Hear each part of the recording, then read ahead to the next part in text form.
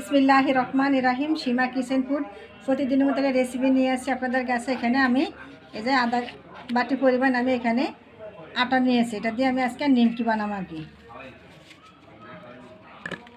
চিনি 2 চামচ দিলাম, আমি সয়াবিন তেল এভাবে মথে নিব।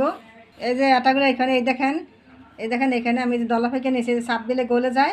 দিয়ে এই পানিগুলো আমি এখানে আটাগুলো মথে নিব। এই দেখুন আমি অল্প অল্প করে এইভাবে অল্প অল্প করে পানির এখানে মথে নিব।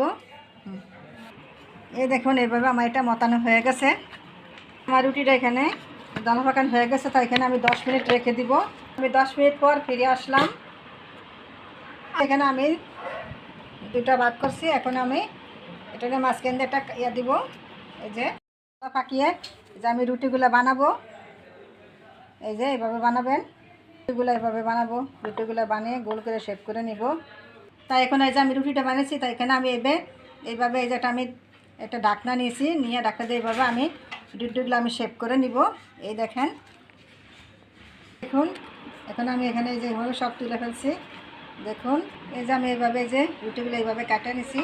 এখন আমি বাস করে দেখাবো আপনাদেরকে। এখন এইভাবে রুটিটা এইভাবে চাপ করে নিয়ে যে এখানে বাস করে নিব। এইভাবে একটু চাপ দিব, আবার এইভাবে আমি ভাজ করে নিব। এই দেখুন কীভাবে বানাচ্ছি, আপনারা দেখুন। এই যে আমার সবগুলা নিমকি হয়ে গেছে। এখন আমি তেলেতে ভেজে নিব। এখন আমি এই যে তেলগুলো দিয়ে দিচ্ছি কিছু, সব তেল একে একে আমি সবগুলো পিঠা আমি দিয়ে দিচ্ছি। দেখুন একে একে আমি সবগুলো নিমকি দিয়েছি। এই যে আমি সবগুলো আমি আস্তে আস্তে আমি এখানে এইভাবে উল্টিয়ে দিব।